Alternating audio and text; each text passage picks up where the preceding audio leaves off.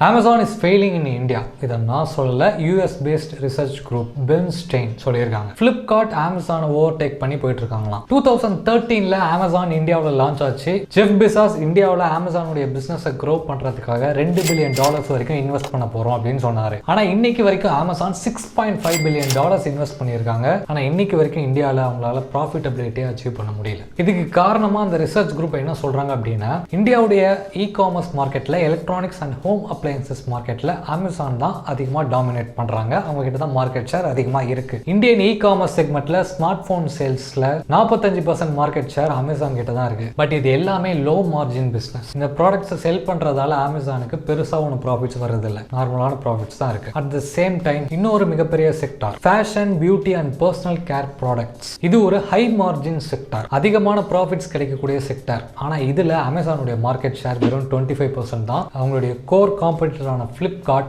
60% market share வச்சிருக்காங்க. அது மட்டும் இல்லாம ரிலையன்ஸ் உடைய ஃபேஷன் பிராண்டான ஏஜியோ கொஞ்சம் கொஞ்சமா அவங்களுடைய மார்க்கெட் ஷேரை இன்க்ரீஸ் பண்ணிட்டே வராங்க. இது அமேசானுக்கு ஒரு மிகப்பெரிய த்ரெட்டா இருக்கு. இன்னொரு முக்கியமான ரீசனா என்ன சொல்றாங்க அப்படின்னா, Tier 2, Tier 3 சிட்டிஸ்ல எல்லாம் அமேசான் இன்னும் நிறைய கஸ்டமர்ஸை பிடிக்கவே இல்லை. அங்க இருக்கிற மக்கள்ல மெஜாரிட்டியானவங்க Flipkart, மீஷோ மாதிரியான கம்பெனிஸ் கிட்ட எல்லாம் இ-காமர்ஸ்ல பர்ச்சேஸ் பண்றாங்க. அது மட்டும் இல்லாம இந்தியாவுடைய பாதி பாப்புலேஷன் அந்த மாதிரியான சிட்டிஸ்ல தான் இருக்காங்க. ஆனா இப்போதைக்கு அந்த சிட்டிஸ்ல இன்டர்நெட் பெனட்ரேஷன் வெறும் 6% தான் இருக்கு. ஸோ ஃபியூச்சர்ல நிறைய மக்கள் இன்டர்நெட்டை யூஸ் பண்ண ஆரம்பிக்கும் போது நிறைய புது கஸ்டமர்ஸ் இந்த மாதிரியான குட்டி குட்டி டவுன்ஸ்ல இருந்து தான் வருவாங்க. ஸோ அமேசான் ரெண்டு முக்கியமான விஷயங்களை செய்யணும். ஒன்னு ஃபேஷன், பர்சனல் கேர், பியூட்டி ப்ராடக்ட்ஸ்ல அவங்களுடைய மார்க்கெட் ஷேரை இன்க்ரீஸ் பண்ணணும். ரெண்டாவது இந்தியாவுடைய ஸ்மால் டவுன்ஸ்ல அவங்களை இன்னும் நல்லா பொசிஷன் பண்ணணும். இது ரெண்டையும் பண்ணல அப்படின்னா 2019ல எப்படி சைனால அவங்களுடைய இ-காமர்ஸ் பிசினஸை இழுத்து மூடிட்டு வந்தாங்களோ அதே நிலைமை தான் இந்தியாவுடையும் அமேசானுக்கு நடக்கும். மாஸ்டர் மைண்ட் சேனலை சப்ஸ்கிரைப் பண்ணதுக்கு ரொம்பவே நன்றி. இந்த வீடியோவை உங்க ஃப்ரெண்ட்ஸ் அண்ட் ஃபேமிலிஸ் எல்லாருக்குமே ஷேர் பண்ணுங்க.